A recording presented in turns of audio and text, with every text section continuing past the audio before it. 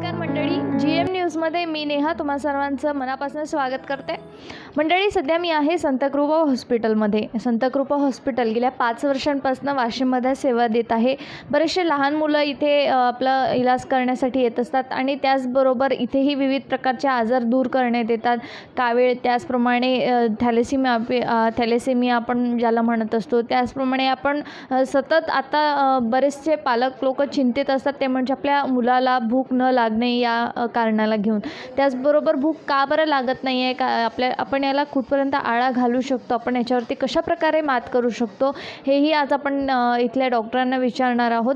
सर्वप्रथम आपण डॉक्टर राहुल इडोळे यांचं आपण आपल्या चॅनलमध्ये स्वागत करूयात. सर, तुमचं आमच्या या चॅनलमध्ये खूप खूप खूप मनापासून स्वागत आहे. थँक्यू, धन्यवाद. सर, गेले 5 वर्षांपासून तुम्ही इथे सेवा देत आहात. गेले 5 वर्ष झाले, बरेचसे छान रिस्पॉन्स वाशिमकरांनी तुम्हाला इथे दिलेले आहे.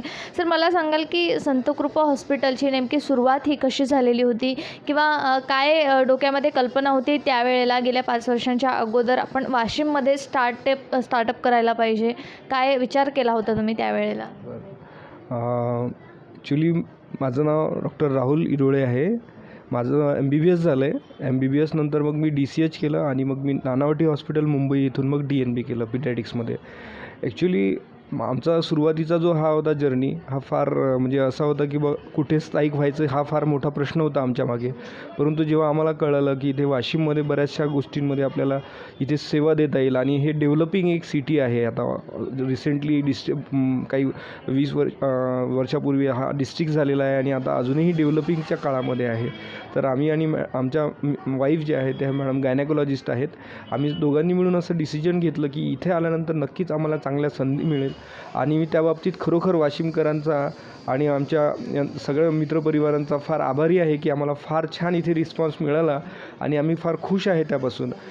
आणि जो आनंद आणि जो समाधान मिळतं इथल्या पेशंटला आणि आपल्या जवळच्या लोकांना, तो खरोखर पैशात मोजण्यासारखा नाही आहे, असं मी नक्कीच सांगेल. सर, आता तुम्ही नेमकं सांगितलेलं आहे की मॅम पण गायनिक आहेत आणि तुमच्याबरोबरच त्या प्रॅक्टिस करत आहेत. गेल्या 5 वर्षांपासून तुम्ही दोघांनी पण हा प्रवास सुरू केलेला आहे. पण सर, संतकृपा हॉस्पिटलमध्ये आता सुरुवात तर तुमची झालेली आहे. पाटणी चौकामध्ये तुमचं हे हॉस्पिटल आहे. त्याचबरोबर सर, इथे काय सुविधा आहेत? आता सध्या गायनिक आहेत मॅम, त्याचबरोबर दोघांच्या मिळून तुम्ही इथे काय सुविधा लोकांना देत आहात, त्याहीबद्दल थोडंसं सांगा. ओके. ॲक्च्युली आमच्या मॅडम ज्या आहेत ह्या MBBS नंतर मॅडमनी JJ हॉस्पिटलला गायनेकोलॉजी केलेलं आहे. त्याच्यानंतर मग आम्ही मॅडमनी DNB केलं आहे मदुराईला, तामिळनाडूमध्ये. त्याच्यानंतर आम्ही मग इथे दोघंही जण जेव्हा स्थायिक झालो तेव्हा आम्हाला फार छान रिस्पॉन्स मिळाला. पहिल्या दिवसापासूनच आम्हाला फार छान रिस्पॉन्स मिळाला. त्याबद्दल फारच मी नशीबवान समजेल. आम्ही जे म्हणतो की संत कृपा महत्त्वाची म्हणजे संतांची कृपा असं आहे आणि नक्कीच ती माझ्या पाठीशी आहे आणि त्या लोकांचा आशीर्वादही माझा आहेच, असं मी नक्कीच मला नेहमीच वाटतं आणि सुद्धा जाणवतंसुद्धा आहे. आणि महत्त्वाचं म्हणजे पेशंट्सचा रिस्पॉन्स फार छान येत गेला. मॅडम आमच्या गायनॅक असल्यामुळं इथे नॉर्मल डिलिव्हरीवर आम्ही जास्त जोर देतो. त्यातल्या त्यात इथे गरज पडल्यास सीझर होतात. जे काही ज्यांना मूलबाळ होत नाही यांना प्रॉपर ट्रीटमेंट दिलं जाते.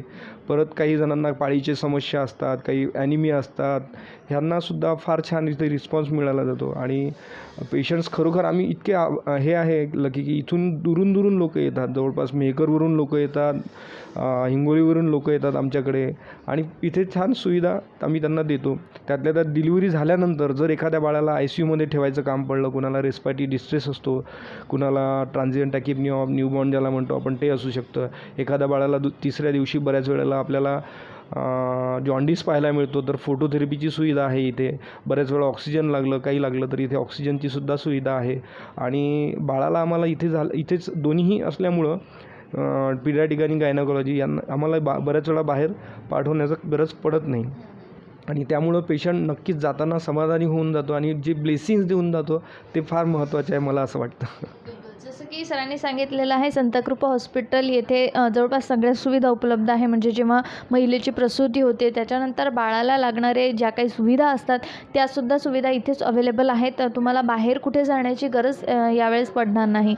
सर, आता आपण बघतोय की जे काही लहान मुलं आहेत 4-5 वर्षांचे किंवा त्याच्यापेक्षाही काही मोठे आहेत, ज्यांना भूक न लागणे, हा जो आपण सध्या बघतोय, हा जो प्रॉब्लेम आहे, या प्रॉब्लेमला घेऊन पालक लोक सतत चिंतेमध्ये असतात. तर नेमकी भूक का बरं लागत नाही आहे किंवा आपण याच्यावरती कशाप्रकारे आळा घालू शकतो, याबद्दल काय मार्गदर्शन कराल? बरोबर. हा फार छान आणि महत्त्वाचा प्रश्न आहे. मला वाटतं हा आजकाल म्हणजे सुशिक्षित तर लोकांनाही भासवला जातो, पण जे खेळातले लोक आहे यांनासुद्धा हा प्रॉब्लेम नेहमीच भासवला जातो की सर आमचा मुलगा खात का नाही. कारण काय, आज घरी सगळ्या सुविधा असतानासुद्धा, सगळं असतानासुद्धा मुलं नेहमीच खाण्यासाठी किरकिर चालू राहते त्यांची. तर मला असं वाटतं ना की महत्त्वाचा प्रॉब्लेम म्हणजे आज बरेच मुलं मला पॅरेंट्स येऊन सांगतात की सर आमच्या मुलाला मोबाईल हातात दिल्याशिवाय जेवणच करत नाही आहे. तर मला असं वाटतं की आपण कुठेतरी त्यांना हे न देता मोबाईलपेक्षा जर फिजिकल ॲक्टिव्हिटी त्यांच्या वाढवल्या, काहीतरी खेळता आलं त्यांना डेली त्यांच्यासोबत, नाही काही तर धावता आलं थोडंफार है ना, परिसरामध्ये त्यांना जंपिंग खेळता आलं, धावता आलं, तर त्यांच्या ॲक्टिव्हिटीज वाढेल आणि भूकसुद्धा हळूहळू वाढेल. सर्वात महत्त्वाचा प्रश्न म्हणजे हा. दुसरी गोष्ट म्हणजे बऱ्याच वेळा काय होतं की मुलं आजकाल चिप्स, कुरकुरे, चिवडा किंवा बाहेरचे फरसाण, बाहेरचे जे हे म्हणतो आपण जे मिळतं फास्ट फूड, हे याच्यामागे फार आजकाल जनता धावते आहे. तर मी एवढं नक्की सांगेल की तुम्ही घरच्या जेवणाला जास्त महत्त्व द्या. वरण, भात, भाजी, पोळी हे फार सकस आहार आहे. मला वाटतं याला तुम्ही जास्त महत्त्व द्या. हिरव्या पालेभाज्या आहे ना. बऱ्याच वेळा मी माझे पेशंट्स बघतो, यांचे haemoglobin most of the time जे 10च्या वर असायला पाहिजे ते ॲटलिस्ट 10च्या खालीच पाहायला मिळतात. त्याच्यामुळं माझं न्यूट्रिशनल ॲनिमिया फार कॉमन झालेलं आहे या भागात, मला असं वाटतं. तर त्याच्यामुळं मी एवढं सगळं पालकांना आवर्जून सांगेल की तुम्ही खाण्यापिण्यावर नक्कीच लक्ष द्या. मुलांना बाहेरच्या पेक्षा घरचं जेवण फार द्यायला बेटर राहील, मला असं वाटतं. खास करून म्हणजे मी मगाशी तुम्हाला सांगितलं होतं की जो बऱ्याच वेळा सेरेलॅक झालं, हे झालं, आपण लहान मुलांना जेव्हा 6 महिन्यानंतर जेव्हा विनिंग चालू करतो, म्हणजे बाहेरचं जेवण चालू करतो, तर बऱ्याच वेळा काय द्यायचा हा प्रश्न फार वेळा मला पॅरेंट्स विचारलं जातो पॅरेंट्स करून की सर 6 महिने झाले, आता काय चालू करायला पाहिजे. तर माझं असं म्हणणं राहील की 6 महिन्यानंतर सुरुवातीला वरणाचं पाणी, भाताचं पाणी, त्याच्यानंतर नाचणीचं पीठ आपण देऊ शकतो, ज्याच्यामध्ये फार चांगलं कॅल्शियम आहे. त्याच्यानंतर आपण सूप देऊ शकतो आहे ना, हिरव्या पालेभाज्यांचं सूप, टोमॅटोचं soup. These are very delicious आणि फार न्यूट्रिशियस डाएट आहे असं मला वाटतं. त्याच्याशिवाय आपण सेरेलॅक घरीसुद्धा बनवू शकतो. हे बऱ्याच जणांना माहिती नाही. आपण घरी डाळ घ्यायची, एक मुगाची डाळ घ्यायची, एक परत आपण गहू घ्यायचा 1 वाटी, त्याच्यानंतर 1 वाटी आपलं तांदूळ घ्यायचं आणि नाचणीचं पीठ घ्यायचं. याला पहिले काय करायचं, धुवून घ्यायचं. त्याच्यानंतर धुतल्यानं 1-1 वाटी प्रत्येक घेतल्यानंतर त्याला वाळून घ्यायचं. वाळवल्यानंतर त्याला तव्यावरती फ्राय करायचं, त्याला म्हणजे गरम केल्यासारखं करायचं. त्याच्यानंतर त्याला मिक्सरमधून ग्राइंड करून घ्यायचं आणि त्याच्यानंतर मग व्यवस्थित चाळणीने गाळून आपण प्रत्येक असं डब्यामध्ये त्याला वेगळं वेगळंसुद्धा भरू शकतो किंवा आपण एकाच डब्यामध्ये भरू शकतो. आणि आता याला सोपं बनवण्याची इतकी सोपी प्रक्रिया आहे की आपण एकतर कुकरसोबत त्याला एका छोट्या वाटीमध्ये लावून द्यायचं. तर त्याचं एक शिट्टी झाली, 2 शिट्टी झाली की आपण त्याला काढून ठेवू शकतो किंवा गरम पाण्यामध्ये उकळून त्याला आपण तेल मीठ टाकून त्याला आपण एक थोडंसं फोडणी दिल्यासारखं जिऱ्याचं देऊ शकतो किंवा दुधामध्ये गरम करून त्याला एक खीरसारखं आपण त्याला पातळ बनवू शकतो. अशा प्रकारे आपण होममेड सेरेलॅक मल्टिपल टाईम्स म्हणजे विविध प्रकारे आपण लहान लहान मुलांना त्यांना जसं चव आवडेल गोड देऊ शकतो किंवा खारट किंवा तिखट अशा प्रकारे बनवू शकतो आणि ते आवडीनं खातील असं मला नक्की वाटतं. खूप छान प्रकारे सरांनी आत्ता सांगितलेलं आहे की बरेचसे जे मी जो प्रश्न सरांना विचारला होता, भूक न लागणे, त्याबद्दलही सरांनी खूप छान आन्सर दिलेला आहे. बाहेरचं जे आपण फास्ट फूड, जंक फूड खातोय त्याला कुठेतरी आळा घातला पाहिजे आणि नुकताच आपण जे 6 महिन्यांचं मूल असते त्याला आपण अन्नप्राशन करत असतो, त्याच्यानंतर आपण काय खाऊ घातलं पाहिजे. जो सॅरेलॅक आहे आपण बाहेरनं आणल्यापेक्षा आपण तो सॅरेलॅक घरी कसं करता येईल हे सरांनी आता आपल्याला खूप छान प्रकारे सांगितलेलं आहे. सर, आता वातावरण बदललेलं आहे, पावसाळ्याला पण सुरुवात झालेली आहे. याच्यामध्ये तुमच्याकडे बरेचसे लहान मुलं येत असतात. बरेचसे लहान मुलांना आजार किंवा साथीचे रोग या पावसाळ्यामध्ये बघायला मिळत असतात. तर या वातावरण चेंजमध्ये आपण आपल्या मुलांची कशाप्रकारे काळजी घेतली पाहिजे जेणेकरून त्याला इतर आजार उद्भवणार नाहीत, काय सांगाल? बरोबर. हा सुद्धा ॲक्च्युली हा आता जे वातावरण बदललेलं आहे, ज्याला आपण म्हणतो आता आभाळ चालू झालेलं आहे किंवा पावसाळा सुरू होणार आहे, याच्यामध्ये सर्वात महत्त्वाचं तर मी पहिले म्हणेल की आमच्याकडे जे मुलं पाहायला मिळतात ते ज्याला बाळदमा म्हणतो, ज्यांना बऱ्याच मुलांना श्वास चढून येतो, श्वास दमा लागतो त्यांना. आम्ही त्यांना व्हॅलरी असं म्हणतो, दॅट इज वीज associated lower respiratory track infection. बऱ्याच वेळा मुलांना खूप जोरजोरात श्वास घ्यावा लागतो. तर अशा वेळेला मी पॅरेंट्सला नक्की सांगेल की तुम्ही बाळांना वाफ देऊ शकता.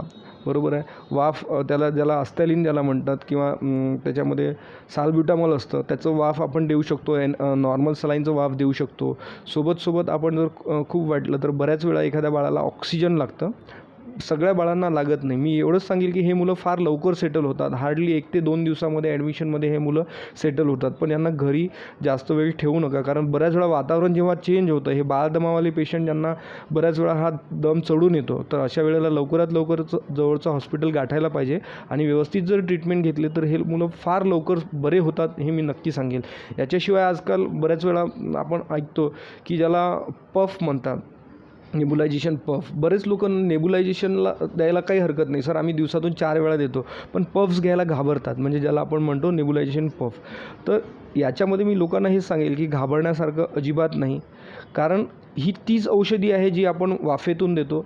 फक्त याच्यामध्ये फायदे असे आहे की हे तुम्ही कुठेही कॅरी करू शकता. पफला तुम्ही इथून गावाला जात असले, ऑन द ट्रेनमध्ये, गाडीमध्ये कधी जर बाळाला त्रास झाला तर लगेच तुम्ही पफ काढून दिला तर त्याला लगेच आराम पडू शकतो. याच्यात 2 प्रकारचे असतात, एक प्रिव्हेंटिव्ह पार्ट आणि एक ट्रीटमेंट पार्ट. तर ट्रीटमेंट पार्ट जर बाळाला ऑलरेडी त्रास सुरू झाला असेल तर आपण अस्थॅलिन किंवा साल्ब्युटामॉलचा आपण त्याला पफ द्यायला सांगतो. आणि आपल्याला प्रिव्हेंटिव्ह पार्ट जर द्यायचा असेल तर ब्युडेकॉट म्हणून एक येतं किंवा ब्युडेसोनाईट असतं त्याच्यामध्ये, त्याचे पफ्स जर घेतले आपण तर ते प्रिव्हेंटिव्ह पार्ट म्हणून, जेणेकरून बाळाला होणार नाही. ह्या प्रकारे हे 2 पफ्स फार महत्त्वाचे आहे. तर तुम्ही सोबत तेही देऊ शकता. Nebulisation is definitely a part and the treatment is the same. तुम्हाला कुठेही पफ घ्या किंवा नेबुलायझेशन घ्या, both are the same, but दोघांचाही फायदा आहे. मी हे तुम्हाला सांगेल की पफला घाबरू नका. आणि दुसरी गोष्ट, आता पावसाळ्यामध्ये जे महत्त्वाचे आजार आहेत ते म्हणजे डायरिया झालं, लूज मोशन्स, खास करून डिसेंट्री झालं, ज्याच्यामध्ये बऱ्याच वेळा मुलांना संडासमध्ये रक्त येतं. बरोबर आहे. कॉलरा आता फार कमी झालेला आहे, पहिल्यासारखं कॉलरा राहिलेला नाही. पण डायरियासाठी मी एवढंच म्हणेन की लहान मुलांमध्ये खास करून काळजी घेण्यासारखं म्हणजे पाणी उकळून पाजा. स्वच्छ पाणी गाळून उकळून जर पाजलं, फिल्टर जर सगळ्यांना शक्य होत नाही, पण ॲटलिस्ट फिल्टर जर पाजलं तर चांगलंच, वेल अँड गुड. बट नसेल तुमच्याकडे व्यवस्था तेवढी तर ॲटलिस्ट तुम्ही पाणी उकळून घ्यायला पाहिजे आणि नंतर पाजलं तर ते बाळाला नक्कीच फायदेशीर ठरेल. आणि बाळांचे खास करून हात स्वच्छ धुतले पाहिजे. बऱ्याच वेळा मी बघतो 4 वर्षाचे 5 वर्षाचे जे मुलं बाहेर खेळतात त्यांचे नखं वाढलेले असतात, त्याच्यामध्ये माती साचते आणि ते बऱ्याच वेळा माझ्याकडे पॅरेंट्स येतात, सर याचं पोट दुखतं, याचं नेहमी याला ॲडमिट करावं लागतं, याला नेहमी उलट्या का होतात, याला नेहमी. तर याचं महत्त्वाचं कारण म्हणजे हात स्वच्छ नसणं. तुमची नखं व्यवस्थित कापलेले असले पाहिजे, त्याच्यामध्ये माती नसली पाहिजे. जेवणाच्या आधी प्रत्येक वेळेला हात स्वच्छ धुतले पाहिजे. ह्या फार महत्त्वाच्या आणि बेसिक गोष्टी आहेत ज्या प्रत्येक पालकांनी आणि मुलांनी फॉलो करायला पाहिजे असं मला वाटतं. नक्कीच. आता डायरियाबद्दलही सरांनी खूप छान प्रकारे सांगितलेलं आहे, कशाप्रकारे आपण आपल्या मुलांची काळजी घ्यायला पाहिजे. सर, बालदम्याबद्दलही तुम्ही आत्ता बोललेला आहात. सर, मला सांगाल की आता जे काही कावीळ जो आजार आहे, काविळावरती पण लसी उपलब्ध झालेल्या आहेत, पण अजूनही कुठे बरीचशी काविळाला घेऊनही गैरसमज आहेत किंवा घरगुती प्रयोग काही लोक करून बघत असतात. सर, तुमच्याकडे फोटोथेरपीसुद्धा अवेलेबल आहे इथे, ती पण सुविधा अवेलेबल आहे. तर फोटोथेरपी म्हणजे नेमकं काय आहे, कशाप्रकारे तुम्ही हा कावीळ जो आजार आहे याच्यावरती फोटोथेरपीने उपचार करीत असतात, याबद्दल आमच्या दर्शकांना थोडीशी माहिती सांगा. हा सुद्धा एक फार महत्त्वाचा पेशंटकडून नेहमी विचारला जाणारा प्रश्न आहे. ॲक्च्युली कावीळ हा जो आहे लहान मुलांमध्ये, म्हणजे जे न्यूबॉर्न बेबीज आहेत यांच्यामध्ये होणारा कावीळ वेगळा, आणि जे पिडॅटिक पेशंट आहे जे मोर दॅन 1 इयर, हे दोन्हीही कावीळ डिफरंट आहेत. हे पहिले सगळ्यांनी समजून घ्यायला हवं. सर्वात महत्त्वाचं म्हणजे लहान मुलांमध्ये जो हे होतो कावीळ, जो जस्ट न्यूबॉर्न आहेत, यांच्यामध्ये 2ऱ्या किंवा 3ऱ्या दिवशी बिलिरुबिन वाढायला लागतं. याचे फार कारणं आहेत. सर्वात महत्त्वाचं म्हणजे काय असतं की बऱ्याच वेळा आईचं ब्लड ग्रुप निगेटिव्ह असतं, तर निगेटिव्ह, आणि बाळाचं जर पॉझिटिव्ह असलं तर निगेटिव्ह पॉझिटिव्ह RH इनकॉम्पॅटिबिलिटी होते. त्याच्यामुळं बिलिरुबिन फार जोराने वाढतं. अशा वेळेला फोटोथेरपीची सुद्धा गरज पडू शकते. दुसरं कारण म्हणजे जर समजा आईचं O पॉझिटिव्ह असेल आणि बाळाचं A किंवा B असेल तर एक इनकॉम्पॅटेबिलिटी होते. अशा वेळेला सुद्धा आपल्याला बिलिरुबिन वाढलेलं मिळतं. याच्याशिवाय बऱ्याच वेळा काय पॉलिसायथेमिया असतं. लहान मुलांमध्ये हिमोग्लोबिन फार जास्त असतं, 18-19. अशा वेळेला काय असतात की त्या पेशी तुटतात आणि त्या पेशी तुटल्यामुळं काय होतं की एक बिलिरुबिन नावाचा पदार्थ तयार होतो शरीरामध्ये आणि हळूहळू मग तो पिवळेपणा 72 अवर्सनंतर वाढायला लागतो. तर याच्यामध्ये बऱ्याच वेळा लोकांना असं वाटतं की आम्ही तर जॉन्डिसची लस दिलेली आहे, मग बाळाला जॉन्डिस का झाला? ॲक्च्युली सांगायचं हे आहे की जो न्यूनॅटल जॉन्डिस असतो म्हणजे जे ॲट बर्थला होणारा दॅट इज टोटली डिफरंट. आणि आपण व्हॅक्सिन जे देतो ते पिडॅटिक पॉईंट ऑफ व्ह्यू देतो आपण. जे हिपॅटायटिस, आता पिडॅटिकमध्ये हिपॅटायटिस जे कावीळ होण्याची लक्षणं आहेत ते 5 प्रकारचे व्हायरस असतात. Hepatitis A, hepatitis B, hepatitis C, hepatitis D आणि हिपॅटायटिस E. सर्वात महत्त्वाचा म्हणजे हिपॅटायटिस A जो आपल्याला लहान मुलांमध्ये पाहायला मिळतो. That is also called as infective hepatitis. म्हणजे काही दूषित खाण्यामध्ये किंवा दूषित पाणी पिण्यामध्ये जर आलं तर या लहान मुलाला इन्फेक्शन होण्याची चान्सेस जास्त राहतात. त्याला आपण फिको ओरल रूट म्हणतो. आणि दुसरं म्हणजे आहे हिपॅटायटिस B. हा ॲक्च्युली ब्लड ट्रान्सफ्युजन किंवा आईला किंवा वडिलांना असेल तर बाळांना होण्याची शक्यता असते, बरोबर आहे. कुणाला निडल प्रिक केल्या गेली एका पेशंटची दुसऱ्याला तर होऊ शकते, किंवा एखाद्याचं जर दूषित रक्त B पॉझिटिव्ह पेशंटचं जर दुसऱ्याला चढवलं गेलं तर सुद्धा होऊ शकते. किंवा आपण जसं म्हणतो पॅरेंट्स टू बेबी ट्रान्सफरसुद्धा हा आजार होऊ शकतो. तर अशा प्रकारे हा हिपॅटायटिस वेगळा असतो, मोठ्या जो पिडॅटिक एज ग्रुपमध्ये असतो किंवा मोठ्यांमध्ये, आणि जो न्यूनॅटलमध्ये असतो त्यांच्यामध्ये फोटोथेरपी लागते. फोटोथेरपी म्हणजे एक प्रकारचा एक लाईट असतात, अल्ट्राव्हायोलेट लाईट, त्याची काही सेन्सिटिव्हिटी आणि वेव्हलेंथ सेट केलेली असते. त्या लाईटखाली आपल्याला बाळाला ठेवलं की त्याचा पिवळेपणा हळूहळू शरीरातून लघवीच्या वाटे बाहेर पडतो. त्याच्यामुळं अजिबात घाबरण्याची गरज नाही. आपल्याला ॲटलिस्ट 48 to 72 अवर्स आपल्याला फोटोथेरपी द्यावी लागते आणि तो हळूहळू पिवळेपणा कमी होतो. तर माझं हेच म्हणणं राहील सगळ्यांना की जॉन्डिस जर झाला तर घाबरण्याचं कारण नाही. लवकरात लवकर तुम्ही जवळपासच्या पिडियाट्रिशियनला कॉन्टॅक्ट करा, तुमचा नक्कीच तो प्रॉब्लेम सॉल्व्ह होईल. कावीळ या आजारावरती खूप छान प्रकारे आता सरांनी मार्गदर्शन केलेलं आहे. ज्यांना कुणाला लक्षणे जरी आढळली तर जवळच्याच पेडियाट्रिक डॉक्टरांशी संपर्क साधायला पाहिजे, जेणेकरून आपण लवकर तो कावीळ आटोक्यात आणू शकतो. सर, त्याचबरोबर आता थॅलेसेमिया जो आजार आहे लहान मुलांमध्ये आपल्याला बघायला मिळत आहे. दर 1 किंवा 1.5 महिन्यांनी त्या बाळाच्या अंगामधलं रक्त किंवा त्या मुलाच्या अंगामधलं रक्त आपल्याला बदलावं लागतं. हाही एक आजार आपण बघतोय सध्या. तर त्या आजाराचं नेमकं संक्षिप्त स्वरूप नेमकं काय आहे, या आजाराबद्दल आम्हाला थोडक्यात माहिती सांगा. बरोबर. थॅलॅसिमिया हा एक ब्लड डिसऑर्डर आहे, बरोबर आहे. It is a haemolytic disorder, बरोबर. थॅलॅसिमिया 3 प्रकारचा असतो. थॅलॅसिमिया मेजर असतो, एक मायनर असतो आणि एक इंटरमिडिएट असतो. थॅलॅसिमिया मेजर जो असतो पेशंट हे ॲक्च्युली आफ्टर 6 मंथ नंतर मोस्ट ऑफ द पेशंटमध्ये आपल्याला पाहायला मिळतो. या पेशंटला वारंवार ब्लड ट्रान्सफ्युजन लागतं. दर महिन्याला, कुणाकुणाला महिन्याला लागतं, कुणाला दर 21 दिवसाला लागतं. तर माझं हेच म्हणणं राहील की जर सर्वात पहिले पॅरेंट्सला जर असं वाटत असेल की आपलं हिमोग्लोबिन पहिलेपासूनच कमी आहे मदरला किंवा फादरला, तर त्यांनी स्वतःची पहिले थॅलॅसिमियाची, की त्याला HB इलेक्ट्रोफोरेसिस म्हणतात किंवा HPLC म्हणतात, तर ते जर करून घेतलं तर माझ्या मते ते बेटर राहील, की जेणेकरून आपल्याला हे समजेल की आपल्या बाळाला होऊ शकते की नाही. कारण मोस्ट ऑफ द टाईम बऱ्याच वेळा आईवडिलांना जर असला तर तो आजार बाळांना होऊ शकतो. बऱ्याच वेळा तो म्युटेशनसुद्धा होऊ शकतो काही बाळांमध्ये. तर त्याच्यासाठी आपण काही सध्या तरी काही हे नाही आहे. त्याच्यामध्ये जर थॅलॅसिमिया जर म्हणाल तर यांच्या बाळांमध्ये माझं म्हणणं आहे रेग्युलर ब्लड ट्रान्सफ्युजन जर आपण व्यवस्थित दिलं, हिमोग्लोबिन मेंटेन केलं मोर दॅन 9, तर ह्यांची व्यवस्थित वाढ होऊ शकते. नाहीतर यांच्यामध्ये मोस्ट कॉमन जो आजार राहतो हा म्हणजे यांचं शॉर्ट स्टेचर होतं, जो ग्रोथ होत नाही, कारण रक्त कमी राहतं शरीरामध्ये आणि न्यूट्रिशन कमी असल्यामुळे शॉर्ट स्टेचर होतं. एंडोक्रायनल प्रॉब्लेम्स होतात, थायरॉईड वगैरे हे सुद्धा प्रॉब्लेम यांच्यामध्ये पाहायला मिळतात. परत हायपोकॅल्सिमिया वगैरे पाहायला मिळतात. तर यांना प्रॉपर सप्लिमेंट कॅल्शियमचं, फोलिक ॲसिडचं हे जर व्यवस्थित केलं तर थॅलॅसिमिया नक्कीच होतो. तसेच त्याच्याशिवाय वारंवार ब्लड ट्रान्सफ्युजन केल्यामुळं आयर्न डिपॉझिशन होतं यांचं लिव्हरमध्ये, स्प्लीनमध्ये, किडनीमध्ये किंवा जॉईंट्समध्ये किंवा ब्रेनमध्ये. तर अशा वेळेला आपण यांचं जर प्रॉपर चिलेटिंग एजंट्स इथं आलेले आहेत, आता डेस्पिरोक्झामाइन आहे, डेफेरिप्रोन आहे किंवा हायड्रॉक्झी युरिया बऱ्याच वेळेला सिव्हिल हॉस्पिटलला आपल्याला अवेलेबल मिळतो. तर हे जर प्रॉपर डोजमध्ये आणि प्रॉपर वेट चेक करून जर देण्यात आले तर डेफिनेटली या मुलांचं लाईफस्पॅन आपण वाढवू शकतो असं मला नक्कीच वाटतं. नक्कीच थॅलेसेमियाबद्दलही खूप छान प्रकारे सांगितलं आहे सर. पण आता ज्या काही कोरोना होऊन गेलेला आहे, कोविड-19 अजूनही आता बरेचसे पेशंट त्याचे वाढताना असताना आपल्याला दिसते, बऱ्याचशा बातम्या आपल्या कानावरती येत असतात. सर कोरोनाची जी लस आहे किंवा कोविडची जी लस आहे, इतर गोष्टींची जी काही लस आहे ती आपणही देत आहात आपल्या हॉस्पिटलमध्ये. तर आपल्या इथे कुठली लस उपलब्ध आहे किंवा कुठल्या प्रकारच्या लसीकरण आपण इथे करत असतात, जेणेकरून जे काही लहान मुलं आहे किंवा नुकताच जन्मलेलं बाळ आहे, त्याला आपण कधीपर्यंत ती वॅक्सिन द्यायला पाहिजे, त्या वॅक्सिनचं किती महत्त्व आहे, हे आमच्या दर्शकांना यावेळेस पटवून सांगा. बरोबर. वॅक्सिन हा फार महत्त्वाचा आणि फार ह्यूज टॉपिक आहे ॲक्च्युली. त्याच्याबद्दल नक्कीच मला बोलायला आवडेल. महत्त्वाचं म्हणजे आता जसं कोरोना व्हॅक्सिन आलेलं आहे, तर माझं असं म्हणणं आहे की मोस्ट ऑफ दी ज्यांनी व्हॅक्सिन घेतले त्यांना सेकंड वेव्ह, थर्ड वेव्हमध्ये जेव्हा बऱ्याच वेळेला मला असं वाटलं की तेवढा त्रास झाला नाही. कारण व्हॅक्सिन आपल्याला बऱ्याच प्रकारे प्रोटेक्शन दिलेलं आहे. तसंच प्रकारे आता आपण कोरोनाची लस तर मी नक्कीच ॲडवाईस करेल की प्रत्येकच जणांनी घ्यायलाच हवी. त्याच्याशिवाय ॲट बर्थला जेव्हा आपण देतो पोलिओ, BCG आणि हिपॅटायटिस हे वॅक्सिन आपण ॲट बर्थला प्रत्येक बाळाला देत असतो. विदिन 24 to 48 आवरमध्ये द्यायलाच पाहिजे. त्याच्यानंतर आफ्टर 6 वीक्स आपण काही वॅक्सिन्स असतात, जसं त्याला आपण पेंटावॅक म्हणतो, किंवा डायरियाची रोटाव्हायरस डायरियाची लस येते. त्याच्यानंतर न्यूमोनियाची लस येते. ह्या लसी नक्कीच घ्यायला पाहिजे. याच्याशिवाय आपण 9 महिन्याला MMRची लस येते, ती फार महत्त्वाची आहे. त्याच्यामध्ये मिझल, मम्स आणि रुबेला या तिन्ही आजारापासून प्रोटेक्शन दिलं जातं.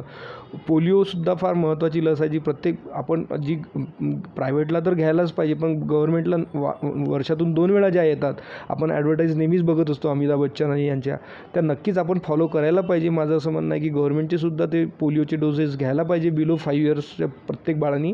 त्याच्याशिवाय जेव्हा बाळ आता 15 महिन्याचं होतं, त्याच्यानंतर आता बऱ्याच चिकनपॉक्सची वॅक्सिन आलेली आहे, त्याच्यासाठी मेंदूज्वरची वॅक्सिन आलेली आहे, टायफॉईडची वॅक्सिन आलेली आहे. तर जे नक्कीच अफोर्ड करू शकतात त्यांनी नक्कीच घ्यायला पाहिजे. त्याच्यापासून आपल्याला प्रोटेक्शन मिळतं. याच्याशिवाय बऱ्याच वेळा मी असं बघितलं आहे की 4 इयर्सनंतर म्हणजे बऱ्याच वेळा बाळांना वॅक्सिन दिल्या जात नाही. तर मी आवर्जून सांगेल की MMR3चा आणि ते DPTचा आणि हिपॅटायटिसचा यांचा जो बूस्टर डोज येतो हा प्रत्येकाने घ्यायला पाहिजे, जो 4 to 6 इयर्सच्या मधात असतो. त्याच्याशिवाय जर फिमेल चाइल्ड असेल तर आजकाल फार मोठा सर्व्हिक्स कॅन्सर हा आजार येत आहे. म्हणजे आपल्याला ॲडल्ट एज ग्रुपमध्ये किंवा ॲडोलसंट एज ग्रुपमध्ये आपल्याला बऱ्याच वेळा हा सर्व्हिक्स कॅन्सर ओल्ड एज ग्रुपमध्ये पाहायला मिळतो. तर माझं असं म्हणणं राहील की जे फिमेल्स मोर दॅन 5 इयर्स आहेत, म्हणजे 10 इयर्स to 15 इयर्सच्या एज ग्रुपमध्ये, त्यांनी सर्वायकल कॅन्सरसाठी प्रोटेक्शन म्हणून एक वॅक्सिन आलेलं आहे, ज्याला ते नक्कीच घ्यायला पाहिजे. HPV व्हायरसपासून जो होणारा हा आजार आहे, तर याच्यावर आता प्रोटेक्शन ऑलरेडी आलेलं आहे. तर ही वॅक्सिन प्रत्येक फिमेल चाइल्डनी घ्यायला पाहिजे, जेणेकरून त्यांना फर्दर एजमध्ये सर्व्हिक्स कॅन्सर होणार नाही. याची जर आतापासून पॅरेंटनी जर काळजी घेतली तर हे नक्कीच त्यांच्यासाठी पुढे चालून सोयीस्कर राहील असं मला वाटतं. खूप छान वाटलं सर तुमच्याशी यावेळेस चर्चा करून, आणि खूप छान वाटलं सगळी माहिती ऐकून. आमचे दर्शक यावेळेस गजर महाराष्ट्राचा न्यूज चॅनलच्या मार्फत यावेळेस बघत आहेत. बरेचसे वाशिमकर आहेत, जेणेकरून ज्यांनी तुम्हाला गेल्या 5 वर्षांमध्ये खूप छान रिस्पॉन्स दिलेला आहे. आपल्या या वाशिमकरांना, या जनतेला तुम्ही यावेळेस एक पेडियाट्रिक डॉक्टर म्हणून काय संदेश द्याल, काय आवाहन कराल?